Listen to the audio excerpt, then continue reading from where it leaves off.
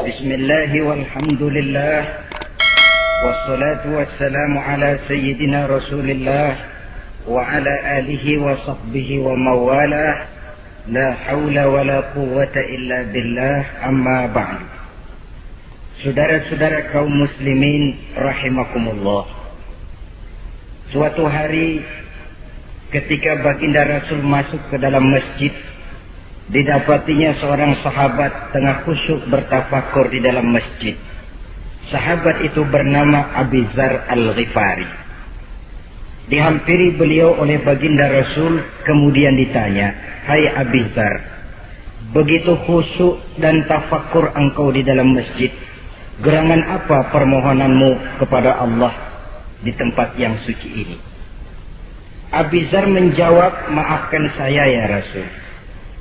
Saya dari tadi di masjid di sini ini bukan berdoa, lalu wirid juga tidak, i'tikaf ya setengah i'tikaf. Habis kenapa kamu di sini?" "Saya menghindar orang ya Rasul." "Menghindar orang kenapa?" "Terlalu banyak datang orang ke rumah saya nagih utang. Saya jadi bingung mau pergi kemana. Akhirnya saya pikir tempat yang netral, yang kira-kira orang nggak datang lagi, ya ke masjid di sini. Maka saya lalu ngetem di sini. Model ke masjid bukannya wirid, zikir, takut diuber-uber utang." Baginda Rasul senyum, lalu beliau berkata, "Hai Abi Dzar, maukah engkau aku ajarkan satu doa yang kalau kamu amalkan Allah akan bebaskan hatimu dari perasaan dililit hutang." Bukan dibebasin hutangnya, dibebasin dari perasaan dililit oleh hutang. Kalau ada doa yang kalau dibaca hutang jadi lunas ya enak. Jadi ini jangan keliru saudara-saudara. Kalau diamalkan hati bebas dari perasaan dililit oleh hutang. Mau ya Rasul? Lalu diajarkanlah doa itu, "Allahumma inni a'udzubika minal hammi wal hazan wa minal ajzi wal kasal wa minal jubni wal bukhl wa min ghalabatid dain wa qahrir rijal." Ma'asyiral muslimin rahimakumullah. Banyak di antara kita yang kalau diajarkan satu doa lalu tidak mengukur diri antara doa itu dengan pribadi kita. Padahal syarat di antara kabulnya doa sejak dari adab berdoa sudah diajarkan. Berdoa itu yang baik, bersih tempatnya, bersih pakaiannya, menghadap ke arah kiblat, menengadahkan kedua belah tangan, dengan khusyuk dan tawadhu, dengan serius dan penuh keyakinan bahwa doa akan dikabulkan oleh Allah. Sebab Allah dalam hadis qudsi menyatakan, "Ana inda zanni abdi bi." Aku sih, kata Allah, bagaimana sangka hambaku kepadaku saja. Kalau dia sangka baik, aku baik. Kalau dia sangka tidak baik, aku juga tidak baik. Bagaimana sangka hambaku? Jadi kalau kita berdoa sementara hati kita dalam batin ngomong, jangan-jangan doa gua nggak diterima nih. Enggak. Kenapa? Hatinya sudah begitu. Innallaha la yaqbalu du'aan min qalbin ghafilin lahin. Allah tidak akan menerima doa dari hati yang lalai terhadap doa yang dibacanya itu. Nah, di antara yang terpenting menyesuaikan doa dengan keadaan pribadi. Jadi kalau kita kerja gajinya 1 bulan 1.000, ya wajarlah berdoa minta rezeki 1.500. Wajar namanya. Yang 1.000 sudah ada modal kerja kita, yang 500 kita minta doa kepada Allah. Saudara hadirin, begitu juga doa yang diajarkan oleh baginda Nabi kepada Abi Dzar. Ini hakikatnya mengajarkan kita manusia untuk menjauhi penyakit rohani. Doa ini mengajarkan 8 macam penyakit rohani yang menjadi dinding antara kita dengan Allah. Dan penyakit rohani ini lebih bahaya daripada penyakit jasmani. Kenapa? Penyakit rohani tidak menyebabkan orang masuk neraka. Nah, maaf. Penyakit jasmani tidak menyebabkan orang masuk neraka. Yang menyebabkan orang masuk neraka adalah penyakit rohani. Di akhirat itu nanti tidak ada penduduk neraka ditanya, Mas, sampean kenapa masuk neraka? Anu Pak, saya di dunia dulu korengan.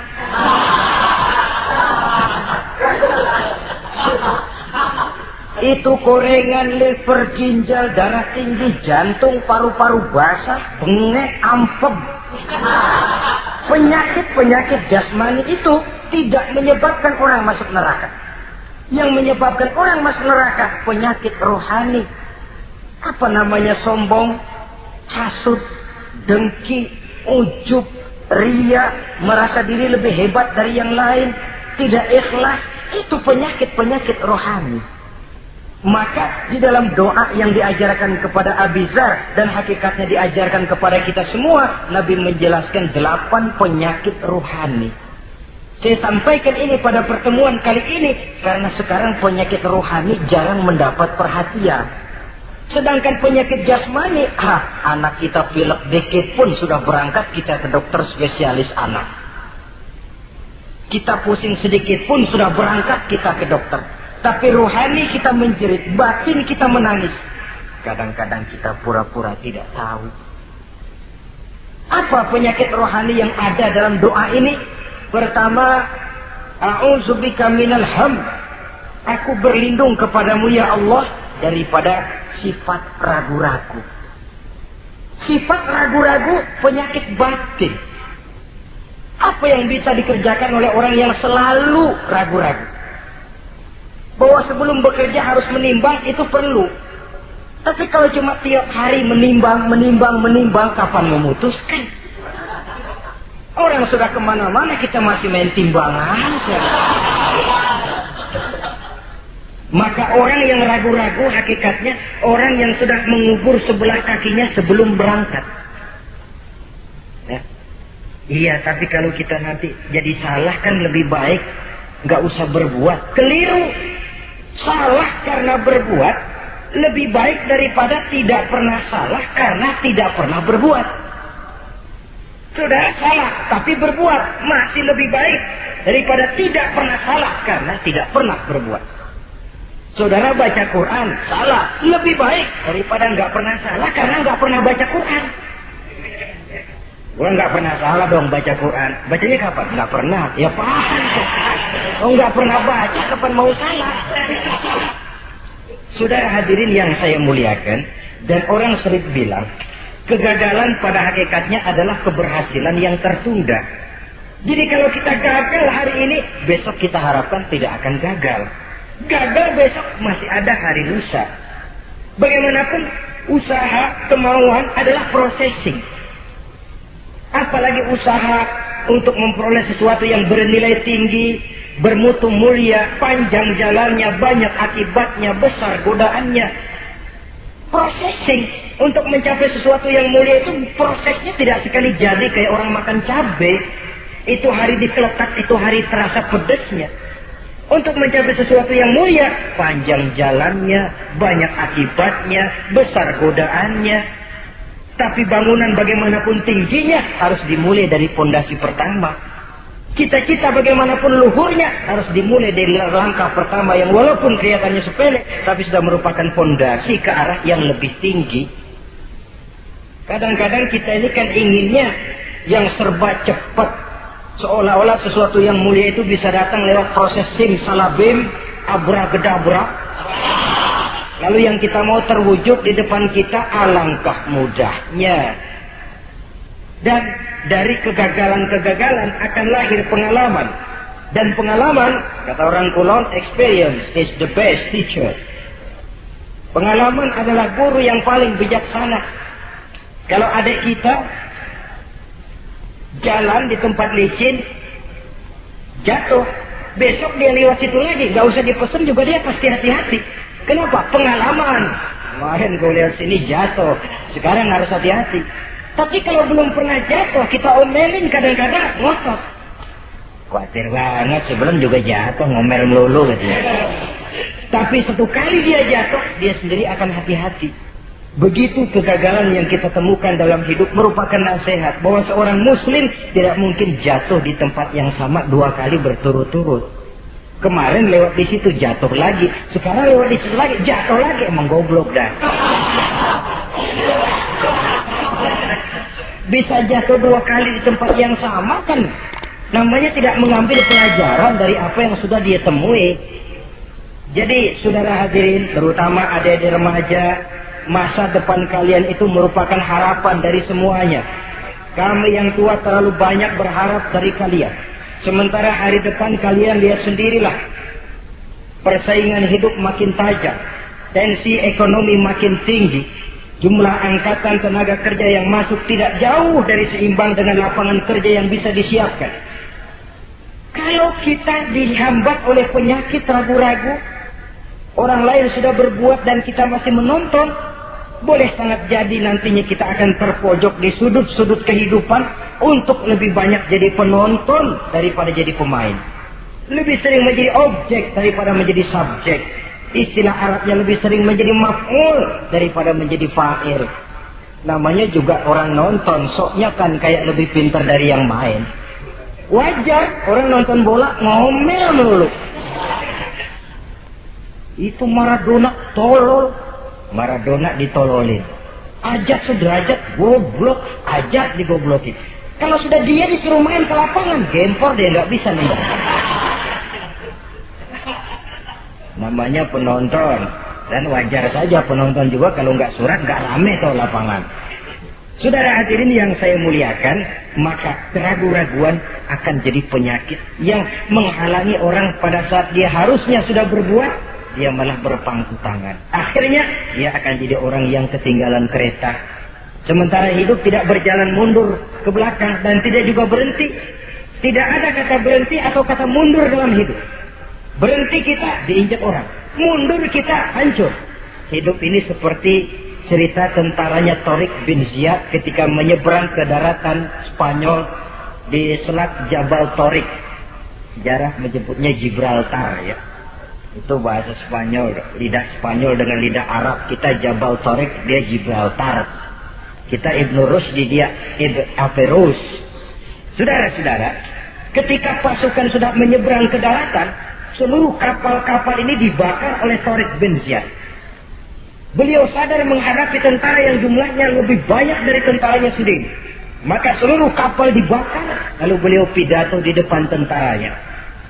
Ayuhan nas, ainal mafar, al-bahru min waraikum, wal adu amamakum. Saudara-saudara, sekarang mau lari kemana? Kita tidak punya pilihan lain. Di belakang laut, di depan musuh. Mau pulang, kapal sudah saya bakar semua. Ini termasuk menghilangkan keraguan bala tentaranya. Mundur, kecebur, mati. Maju menghadapi musuh yang jumlahnya jauh lebih banyak, resikonya juga mati. Namun mati maju, mati syahid. Mati mundur, kecebur, mati konyol. Pilih. Ya tentu tidak ada pilihan lain. Menghilangkan keraguan di kalangan tentaranya, juga menghadapi kehidupan ini. Menimbang adalah perlu, tapi berbuat lebih perlu lagi. Jangan takut salah, karena salah berbuat lebih baik daripada tidak pernah salah karena tidak pernah berbuat. Kesalahan pada akhirnya akan mendidik kita untuk tidak salah lagi pada masa-masa yang akan datang. Ini penyakit pertama. Penyakit yang kedua, al-hazan. Penyakit duka cita. Manusia itu egonya terlalu besar. Kalau dia kehilangan sesuatu yang dia tidak senangi, atau menemukan sesuatu yang tidak dia harapkan, dia bersedih. Kesedihan itu timbul sebenarnya karena egonya. Bapaknya meninggal, dia sedih. Sebenarnya kesedihannya bukan karena matinya bapaknya, tapi kesedihannya karena dia tidak punya orang tua lagi. Dianya itu yang dia tangisi, akunya. Perkara bapaknya mati sih, memang semua yang hidup mesti mati. Tapi dia nggak punya bapak, itu yang lebih dia sedih. Akunya ini. Egonya manusia itu. Seorang perempuan yang ditinggal mati oleh suaminya, dia menangis. Bukan karena suaminya yang mati, tapi karena dirinya tidak bersuami. Dirinya yang lebih banyak dia tangisi. Ehonya itu yang lebih banyak bicara. Oleh karena itu agama mengajarkan, kata Nabi, ahbib habibaka haunan ma asa ayyakuna baghidaka yawman ma wa abghid baghidaka haunan ma asa ayyakuna habibaka yawman ma. Cintailah apa yang kamu cintai sekedarnya saja. Sebab sangat boleh jadi yang sekarang kamu paling cinta, besok jadi yang paling kamu benci. Tapi bencilah apa yang kamu benci sekedarnya saja. Sebab boleh jadi yang hari ini paling kamu benci, besok akan kamu paling cintai. Saudara-saudara kaum muslimin, maka cintailah harta, cintailah kedudukan, cintailah harta benda, cintailah anak dan istri sekedarnya saja. Sehingga tidak berurat dan berakar. Sebab kalau dia sampai berurat dan berakar di hati ini, nanti ketika datang saat berpisah, kita seakan tidak mau menghadapi kenyataan. Kita seakan ingin lari dari kenyataan. Tetapi kalau bersifat ala kadarnya, seluruhnya sudah diperhitungkan. Oleh karena itu, untuk mengatasi sifat duka cita ini, kuncinya adalah iman. Siapa sih orang yang tidak pernah sedih dalam hidup ini? Tapi siapa orang yang tidak pernah senang dalam hidup ini? Tidak ada orang yang senang terus dan tidak ada orang yang sedih terus. Dia berganti. Bahkan itulah yang bikin hidup ini nikmat. Coba kalau hidup ini isinya ketawa saja, monoton. Sebaliknya kalau hidup isinya cuma nangis saja, bagaimana rasanya? Tapi ada senyum, ada tangis, ada duka, ada suka. Itulah bumbu daripada kehidupan. Cuma tentu saja saudara-saudara, duka cita yang pada gilirannya akan membawa kebahagiaan, itu yang harus berani kita hadapi. Tapi duka cita yang tidak beralasan, itu yang jadi penyakit. Kaya, sedih, takut miskin. Itu kan tidak beralasan. Sudah punya jabatan, takut merosot, takut pensiun. Dengar mau ada mutasi, gerusak-gerusuk. Kan itu yang tidak beralasan. Duka cita semacam itu tidak beralasan. Karena tidak sadar bahwa pada awalnya itu pun tidak dia miliki. Kalau duka cita itu akan membawa kebahagiaan, tidak perlu kita takuti. Satu contoh. Kalau di depan saudara saya sodorkan 2 gelas, yang satu isinya jamu, yang satu sirup. Kira-kira saudara minum jamu apa sirup? Jamu apa sirup? Orang yang berpikir panjang saya yakin pasti minum jamu. Pahit memang, getir memang waktu minum. Tapi besok badan sehat, tenaga kuat, gairah kerja ada, semangat hidup tumbuh. Ini orang Islam, orang yang berpikir jauh ke depan. Ke depan kemana? Dia tidak cuma mikir dunia. Dia mikir kubur, alam kubur. Dia mikir akhirat, maka dia berani minum jamu. Apa jamu itu? Puasa, jamu. Pahit. Emang enak banget, bos. Setengah mati. Sembahyang, jamu. Pahit. Sedekah, jamu. Pahit. Sekarang. Tapi besok kita pulang ke alam kubur.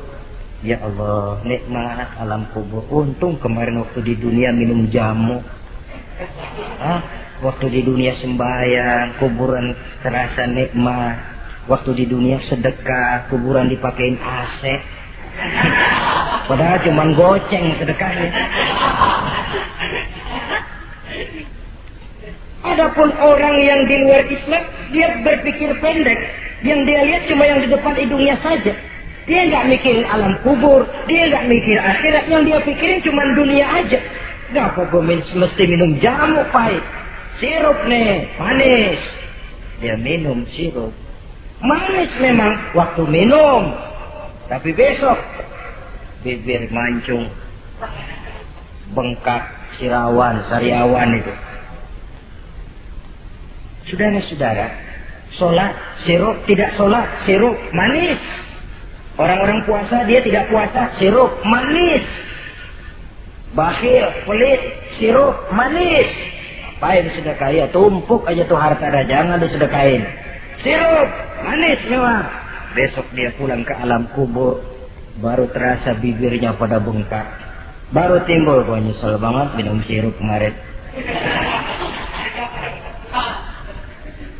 Jadi saya katakan kuncinya adalah iman. Berangkat dari surah Ali Imran ayat 139. Allah berpesan, وَلَا تَهِنُوا وَلَا تَحْزَنُوا وَأَنْتُمُ الْأَعْلَوْنَ إِنْ كُنْتُمْ مُؤْمِنِينَ. Kamu tidak perlu gundah gulana. Kamu tidak perlu duka cita dan sedih hati. Kamu sesungguhnya adalah tinggi jikalau kamu benar-benar beriman. Jadi dengan iman, duka cita yang tidak beralasan tidak perlu ada. Karena sifat duka cita yang tidak beralasan merupakan penyakit rohani yang menjadi penghambat agar orang tidak memperoleh kemajuan apapun dalam kehidupannya. 2. Penyakit rohani yang ketiga, saudara-saudara, al-ajz, penyakit lemah. Nabi menyatakan, al-mu'minul qawiyyu ahabbu ilallahi minal mu'minid dha'if. Orang mukmin yang kuat lebih dicintai Allah daripada orang mukmin yang lemah. Sifat lemah tidak disukai oleh agama dan merupakan penyakit batin. Bukan lemah lembut, lemah. Lemah apa? Nah, segala lemah. Lemah ekonomi. Agama mengajarkan kadal fakru ayyakuna kufran. Kemiskinan bisa membawa orang kepada kekufuran.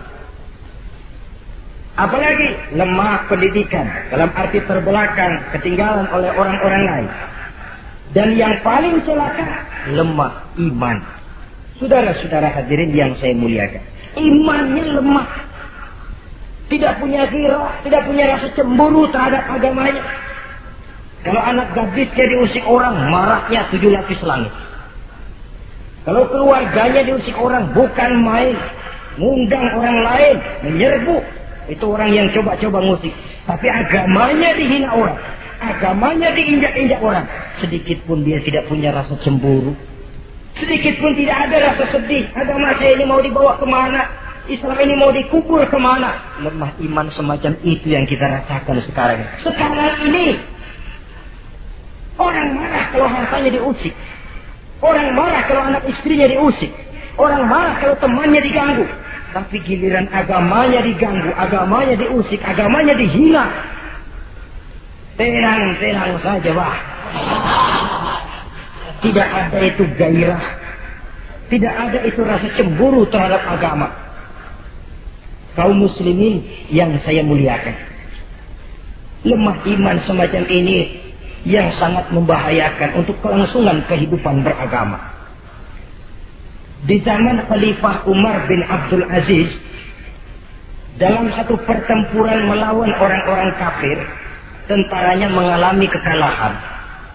Karena kalah, banyak yang ditahan jadi tawanan orang kafir, termasuk 3 orang ofisir setingkat komandan dan beberapa puluh prajurit ditahan di negara kafir ini. Terhadap tahanan-tahanan Islam ini, Raja Kafir musyawarah sama para menterinya, terutama Perdana Menteri. Tuan Perdana Menteri, kata Raja Kafir, bagaimana? Ini tahanan-tahanan Islam yang enak kita apain? Ya terserah Tuan Raja. Kita bunuh saja supaya habis urusan. Ya terserah Tuan Raja. Tapi saya pikir-pikir, soal bunuh sih gampang. Cuma apa tidak lebih baik kalau mereka kita bujuk saja supaya ikut ke dalam agama kita, meninggalkan Islam agamanya, meninggalkan Khalifah Umar bin Abdul Aziz sebagai pemimpinnya. Itu namanya kita sudah berprinsip senjata makan tuan. Nanti kita pasang mereka untuk menghantam orang Islam sendiri.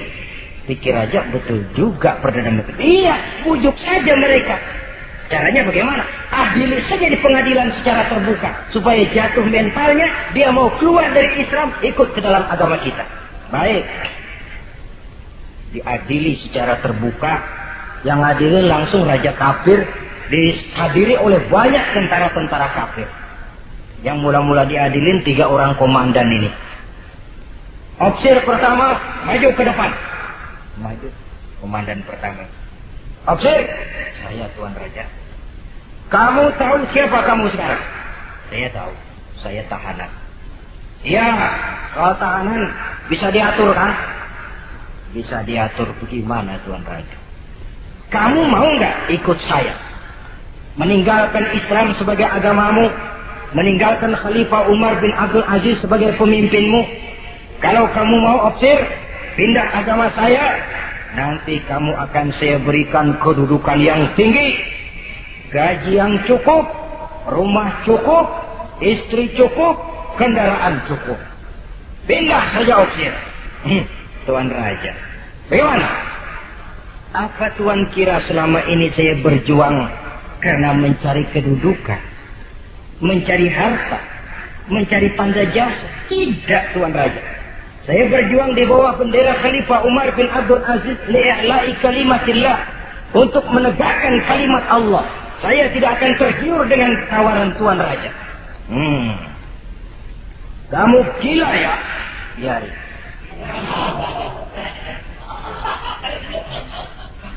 Kamu berani dari kemarin. Oke. Kalau kamu tetap dengan pendirian kamu, kamu akan saya bunuh. Silakan Tuan Raja. Lebih baik nyawa terpisah dari badan, asal iman jangan berpisah dari hati. Gila ini. Biarin. Bunuh. Datang Al-Gojo, dipancung kepalanya, putus lehernya dengan badannya pisah. Jatuh kepala itu ngegelinting ke bawah, muter kepala itu kayak orang tua sambil ngaji baca Quran. Tinggal kepalanya saja, bisa dengan badan masih sempat ngaji. Sampai Raja Kafir bingung, minggir, ini ada kepala ngaji. Ayatnya yang dia baca, ya ayyatuhan nafsul mutmainnah, irji'i ila rabbiki radiyatan mardiyah. Wahai jiwa yang tenang, kembalilah kamu menghadap Allah dengan ridha dan diridhoi. Engkau gugur sebagai syahid, tidak tergiur oleh bujukan harta, tahta dan kedudukan. Niatmu ikhlas karena Allah, kembalilah menghadap Allah dengan ridha dan diridhoi. Wadkhuli fi ibadi wadkhuli jannati, masuklah ke dalam golongan hamba-hambaku, masuklah ke dalam surgaku. Di penghujung ayat, matanya tertutup dengan rapat, bibirnya senyum menghadap Allah, gugur sebagai syahid. Raja Kafir geleng kepala, dasar santri gila, sudah mau mati masih ngaji. Opsir yang kedua, komandan kedua yang jadi tahanan ini. Kata Raja, opsir kedua, saya Tuan Raja. Kamu sudah lihat temanmu, opsir pertama tadi?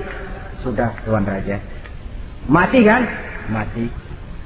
Kamu mau mati? Atau mau ikut saya? Keluar dari agamamu Islam dengan pangkat cukup, gaji cukup, rumah cukup. Bagaimana? Sudah Tuan Raja. Sudah apa? Sudah, jangan banyak omong.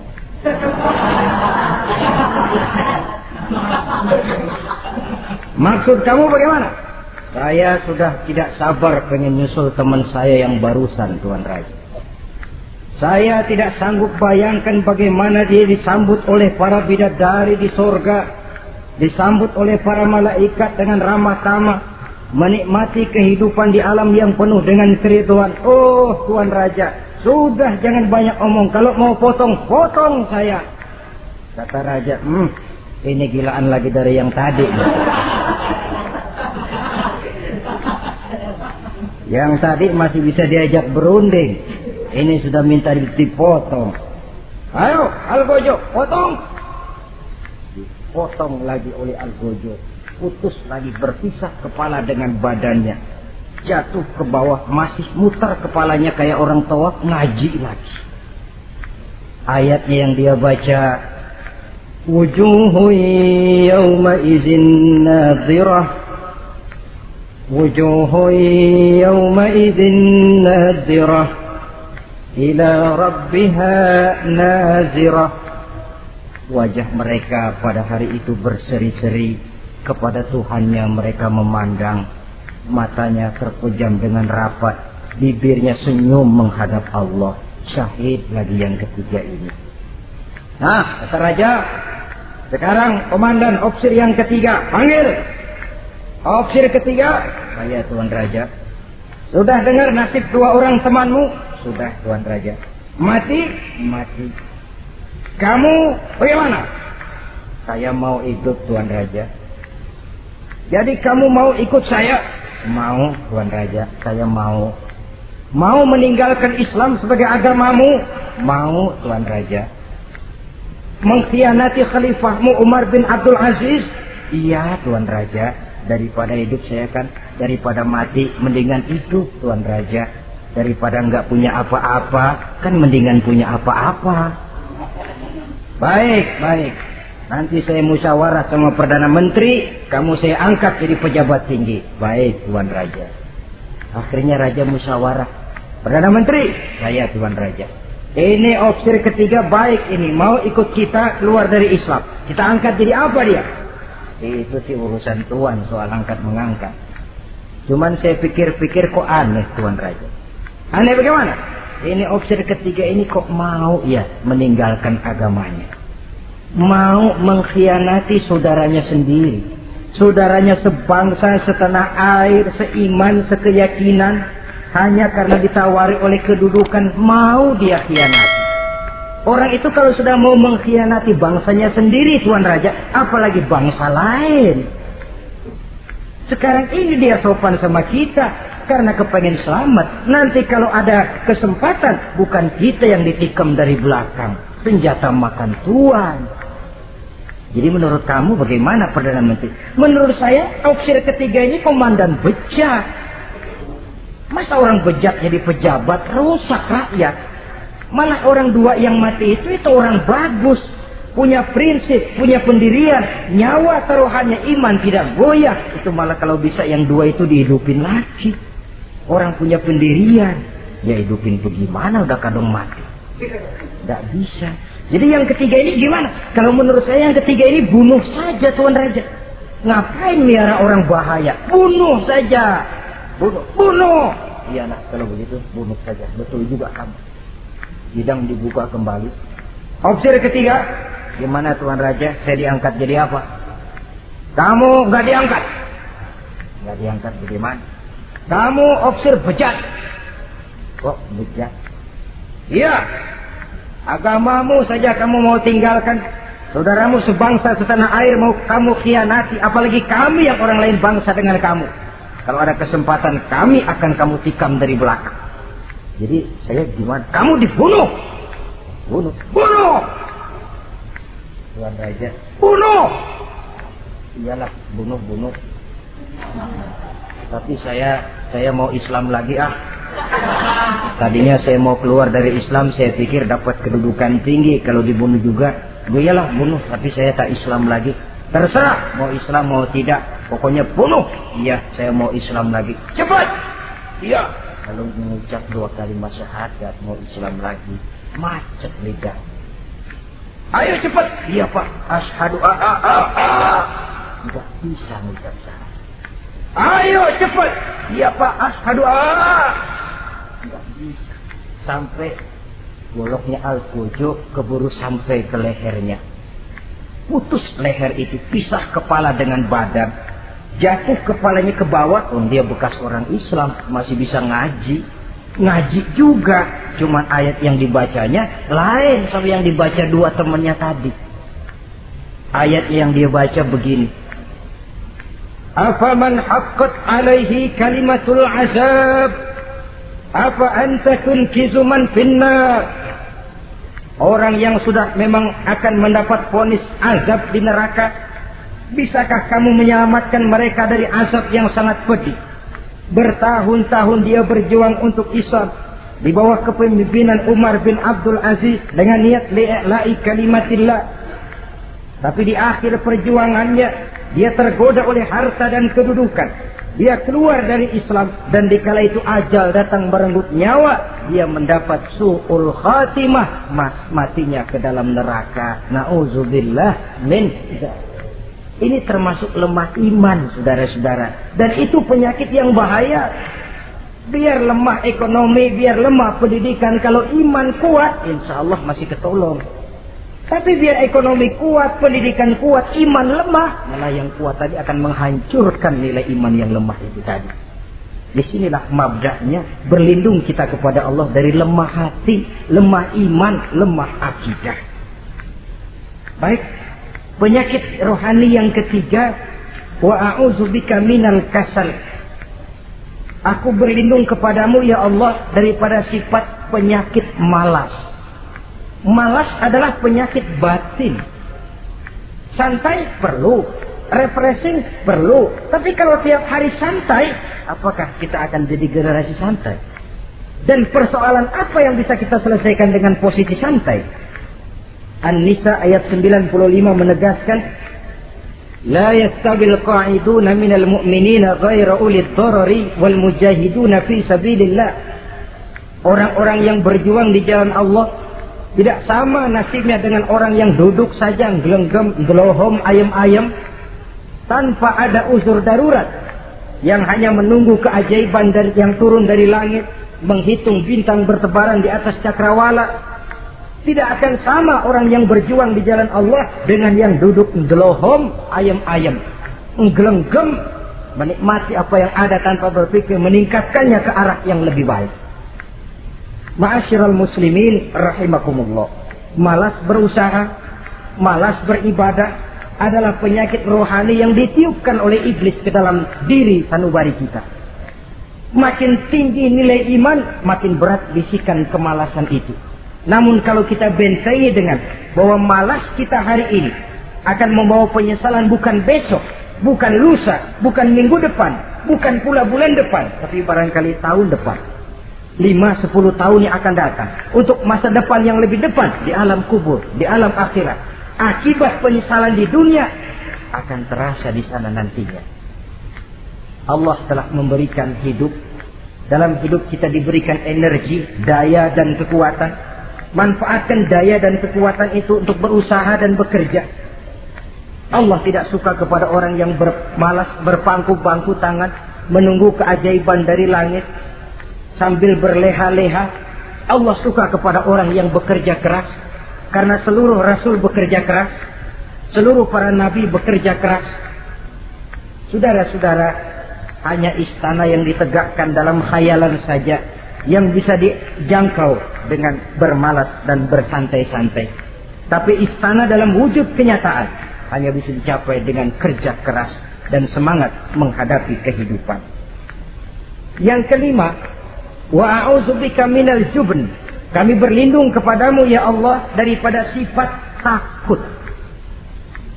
Saudara-saudara, setiap orang terlahir membawa fitrah. Fitrah itu juga bisa berupa sifat. Tiap orang punya sifat takut, tiap orang punya sifat berani. Lingkungan, pendidikan, pergaulan menumbuhkan mana yang lebih subur. Kalau takutnya lebih subur, dia akan jadi penakut. Kalau beraninya lebih subur, dia akan jadi pemberani. Masalahnya sekarang kapan kita harus berani, kapan kita mesti takut. Kan itu saja. Bahwa semua orang punya sifat berani, sebagaimana semua orang punya sifat takut, itu real. Tapi kapan kita harus berani, kapan kita harus takut. Agaknya surah An-Nisa ayat 77 cukup menjadi sindiran. Falamma kutiba alaihimul qitalu idza fariqum minhum yakhshawna an-nasa ka khasyatillahi aw ashaddu khasyah. Manakala diwajibkan kepada mereka berjuang, maka sebagian daripada mereka takut kepada manusia seperti mereka takut kepada Allah, bahkan lebih takut kepada manusia daripada takut kepada Allah. Ini kan takut yang tidak beralasan. Tengoklah zaman sekarang, mereka yang menebarkan maksiat punya keberanian. Mereka yang bergelimang di lumpur dosa punya keberanian.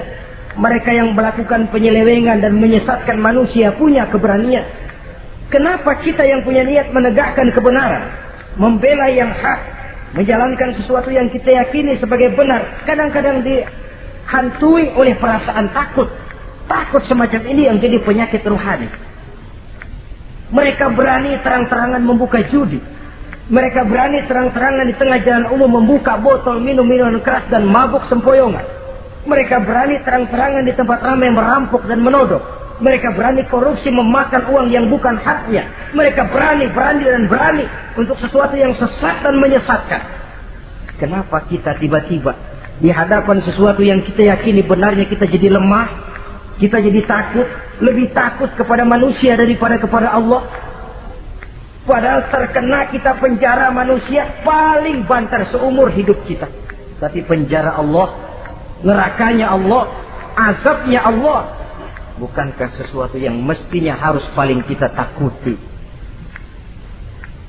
Oleh sebab itu terutama generasi muda, bangkitlah. Tegakkan yang ma'ruf, hancurkan yang munkar sesuai dengan kemampuanmu. Dengan cara yang bijaksana tentunya. Tidak dengan cara yang frontal. Tapi yang saya maksud, kalau mereka yang berdiri di kubu kemunkaran punya keberanian. Kenapa? Kenapa kita yang berdiri di atas yang hak dan benar kadang ragu kalau kita tidak takut sama sekali? Saudara-saudara kaum muslimin rahimakumullah. Oleh karenanya kita takut, memang takut kalau harus melanggar perintah Allah. Kita harus berani pada saat kita merasa melaksanakan apa yang diperintahkan Allah. Berani terhadap melaksanakan perintahnya, takut kalau sampai melaksanakan larangannya. Jadi ada waktunya kita berani, ada waktunya kita takut. Dengan demikian, sifat penakut ini menjadi handicap, menjadi penghalang yang menghalangi kita daripada kemajuan dan kemajuan. Iya, Islam sih Islam, Pak. Tapi kalau nanti saya dipecat, anak saya makan apa, Pak? Islam sih Islam, Pak. Tapi ini risikonya, Pak. Bukankah Nabi sendiri pernah memang memperingatkan? Sayati ala ummati zamanun al-qabidu ala dinihi kal-qabid ala al-jamrah. Akan datang satu masa di tengah umatku di mana pada masa itu orang yang konsekuen dan teguh memegang agama seperti memegang bara di tangan. Dipegang tangan terbakar, dibuang bara terlepas. Konsekuen megang Islam, risikonya berat. Melepaskan dan masa bodoh terhadap Islam bertentangan dengan batin. Dikala itu beruntunglah orang-orang yang teguh dan kuat memegang agamanya. Ma'asyiral muslimin rahimakumullah. Hanya sifat berani yang menyebabkan Islam berhasil menembus dinding Jazirah Arabia, memasuki Bizantium dan Persia, mendarat di Spanyol, memasuki Selat Jabal Tariq, pada gilirannya mewarnai hampir 2/3 belahan bumi, menjadi mercusuar di lapangan ilmu dan peradaban. Berani karena benar. Jadi yang saya anjurkan itu bukan berani babi. Tahu berani babi? Mau nyeruduk aja. Berani yang tanpa perhitungan itu berani babi namanya. Nyeruduk aja. Ya kalau kelempengan yang diseruduk tahu empuk. Tapi kalau yang diseruduk mesin giling kan bongkar kepalanya. Jadi bukan berani yang tanpa perhitungan, berani yang dengan taktik dan strategi. Sebab keberanian tanpa perhitungan akan menyebabkan kita menjadi orang yang ngawur. Dalam istilah sosial dinamakan trial and error, spekulasi namanya. Dan itu harus pulang kepada diri kita.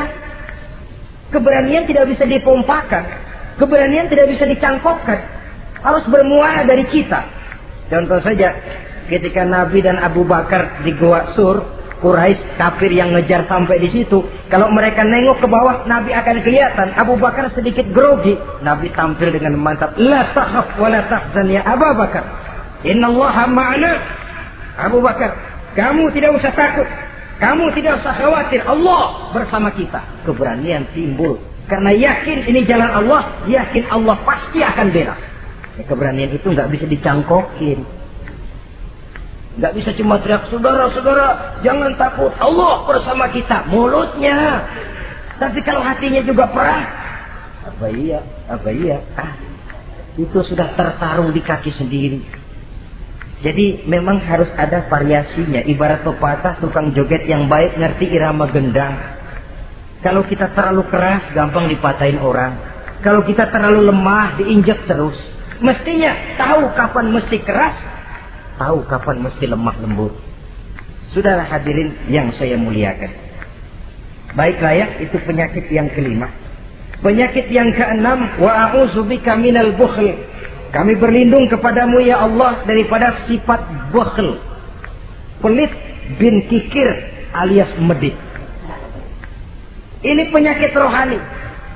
Kenapa sih orang bisa kikir? Karena dia tidak sadar. Pokoknya duit saya ya keringat saya. Dia tidak sadar bahwa itu amanah. Dia tidak sadar bahwa dia kadang-kadang diberikan kehormatan oleh Allah untuk menjadi keran yang menyampaikan rezeki kepada orang lain. Rezeki dia cuma lewat tangan saya. Orang bakti yang gak punya pikiran begitu. Yang ada yang di kantong saya, keringat saya, sama orang lain kagak ada urusan. Kalau dia sadar rezeki saya cuma lewat tangan, rezeki dia cuma lewat tangan saya, dia berfungsi sebagai keran, rasa bakhil itu tidak perlu ada. Yang kedua, orang bisa bakhil karena jama'a mala wa addada. Suka ngumpul-ngumpulin harta lalu ngitung-ngitung. Ngitung. Orang kalau terlalu ngitung kan yang ada kurang melulu. Kebangetan ngitung melulu. Aduh, 10.000. Kalau 15.000 aja enak aturnya. Dapat 15.000, tanggung dikit lagi. Kalau 20 aja cukup dan ini. Yang nggak pernah cukup sesungguhnya. Jama'a malan wa addada. Kalau sudah kesina, dia akan sampai kepada yahsabu anna malahu akhlada. Dia akan menyangka bahwa harta itulah yang bisa mengekalkan dia. Ya, mengekalkan kebahagiaannya, ya mengekalkan keluarganya, ya mengekalkan umurnya, ya mengekalkan kehidupannya sampai kepada tahapan keliru. Kalau sudah begitu, berat bisa sama harta. Duitnya 100.000, hilang 1.000. Yang hilang doang tuh yang dia pikirin. Yang masih ada yang 99.000 dia nggak ingat. Waduh, mati gua. Ngapa? Duit 1.000 hilang, mati. Mati.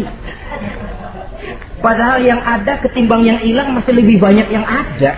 Kirim itu yang 99, yang 1.000 yang dia ingat. Hilang 1.000, mati gua dah. Mati gitu. Kalau datang orang gantiin, lo jangan sedih dah nih digantiin 1.000, makin kenceng nangisnya. Kenapa nangis? Kenapa bikin nangis? Coba yang tadi nggak hilang jadi 2.000 kan. Ingat yang tadi hilang.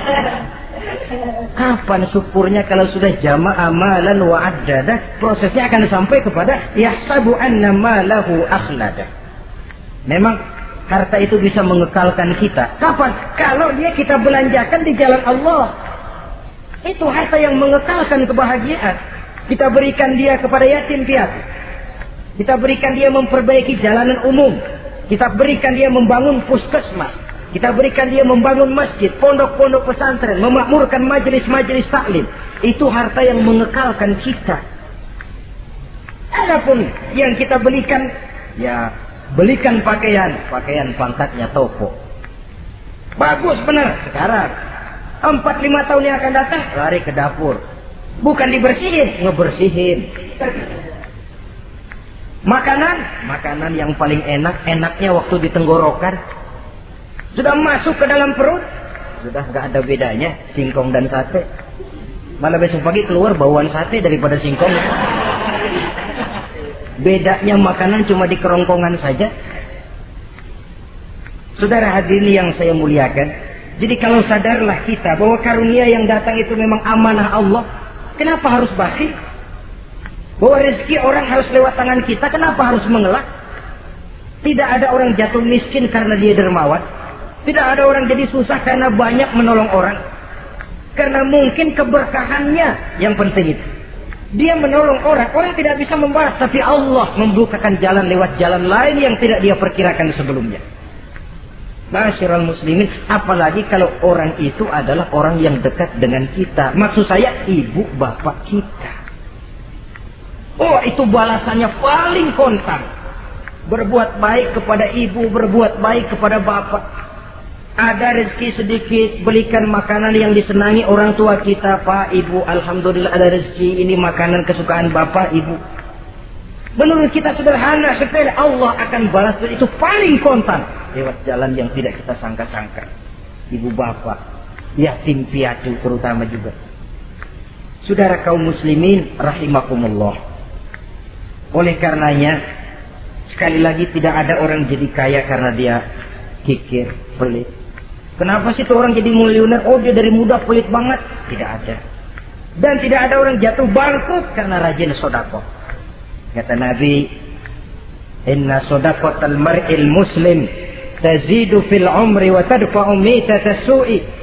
Sesungguhnya sedekahnya seorang muslim bisa menambah panjang umur dan menyelamatkan orang dari mati secara su'ul khatimah. Panjang umur bisa artinya jumlahnya tambah, bisa berarti walaupun orangnya sudah mati, namanya tetap hidup dikenang orang kebaikannya. Itu pun panjang umur namanya. Namanya tidak hancur, walaupun jasadnya hancur masuk ke dalam tanah dimakan oleh cacing tanah. Namanya akan hidup terus, bahkan ditulis dengan tinta emas dalam sejarah. Bakhil, pelit adalah penyakit batin. Dokternya agama dan kemauan diri merubahnya dengan sadar bahwa karunia adalah amanah. Ini penyakit bakhil nggak bisa ke rumah sakit, ke rumah dokter medis. Dokter, saya punya penyakit pelit, bagaimana ngobatinya? Suntik. Tidak bisa. Suntiknya adalah agama, saudara-saudara. Yang ketujuh, wa min ghalabatid dain, inti doa. Saya berlindung kepadamu ya Allah, jangan sampai ada perasaan dililit utang. Bahwa kita hidup tutup lubang, gali lubang itu biasa. Tapi kalau gali terus nggak pernah nutup, ini mau kejeblos namanya. Ngutang lulu nggak bayar-bayar, namanya gali lubang, nggak pernah nutupin. Bahkan Nabi pesan, alaikum biddain, fa innahu hamun billail wa dani'un bin nahar. Kalau bisa kamu nggak usah ngutang. Kenapa? Utang itu siangnya bikin kita takut ketemu orang, malamnya bikin kita susah tidur. Coba lah kalau nggak bisa ngutang, berabe, malam nggak bisa tidur, siang takut ketemu orang. Jangan kepergok nih, belum ada duit buat bayar. Jangan ke sono, takut ketemu. Jangan kemari, takut ketemu. Akhirnya nggak kemana-mana, ngumprak di rumah. Tetapi adat hidup, saudara-saudara, apalagi kita yang ekonomi menengah ke bawah, biasa. Adat hidup itu tutup lubang, gali lubang, saling menerima, saling memberi. Tapi yang diajarkan oleh agama, oke, gali lubang silakan, asal bisa nutupin. Kalau tiap hari gali lubang dulu, kan kejeblos akhirnya. Oleh karena itu, apalagi hutang ini menyangkut hukukul adami, hak manusiawi. Itu di akhirat nanti ya, taubatnya lebih sulit. Kalau saudara dosa kepada Allah, taubatnya cuma 3 syaratnya. Nyesel, berjanji tidak akan mengulangi, meninggalkan perbuatan jahat. Tapi kalau menyangkut hak manusia, syarat taubatnya 4. Saudara mencuri sendal, cara taubatnya nyesel, berjanji tidak akan mengulangi lagi, meninggalkan perbuatan mencuri, lalu yang keempat sendal orang pulangin. Atau minta maaf dan minta ridho dari yang bersangkutan. Sebab ini menyangkut hukukul adami, hak manusiawi. Nggak bisa saudara nyolong sendal, taubat langsung kepada Allah, taubat Tuhan, nggak lagi-lagi nyolong sendal. Tapi sendal orang dibekap terus.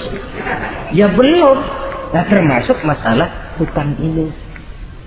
Ma'asyiral muslimin rahimakumullah. Jadi silahkan gali lubang, asal ada kemungkinan untuk nutup. Dan pada saat kesempatan untuk nutup datang, tutup dulu supaya besok bila bisa gali lagi. Tuh kita kadang-kadang kalau ngutang begitu datang rezeki aja giliran mau bayar, rasanya kan berat. Masih ada keperluan lain. Datang yang lagi aja bang, tar. Datang lagi sok. Datang lagi tar. Datang lagi sok. Kalau tar sok saja, nembak terus, ya kapan-kapan mau kita bisa tutup itu lubang. Ma'asyiral muslimin rahimakumullah. Yang terakhir, penyakit batin, waqah rijal. Kami berlindung kepada-Mu ya Allah, jangan sampai kami hidup di bawah bayang-bayang orang lain. Jangan sampai kami hidup di bawah pengaruh orang lain, hidup disetir orang lain. Badan merdeka tapi jiwa budak. Badan merdeka tapi mental budak. Kita hidup jadi robot. Kemana saja yang nyetel arahkan, ke situ kita berangkat. Hidup tanpa prinsip. Rijal. Hidup jadi bayang-bayang bagi orang lain. Alangkah tidak nikmatnya. Kehilangan kepribadian, tidak punya sikap mandiri. Itu pun penyakit rohani. Karena pada akhirnya nilai kita ditentukan oleh kepribadian kita. Kebesaran tidak bisa dengan nyempeng kepada orang lain. Kekayaan tidak bisa dengan mengakui leluhur. Pribadi kita, sepanjang kita masih hidup di bawah bayang-bayang orang lain, sepanjang itu kita tidak akan pernah punya kepribadian. Dan bila kita tidak punya kepribadian, maka orang tidak akan pernah mencatat kita dalam kehidupan ini. Nah, inilah pertemuan kita yang singkat. Mudah-mudahan ada manfaatnya. Terima kasih dan mohon maaf. Wassalamualaikum warahmatullahi wabarakatuh.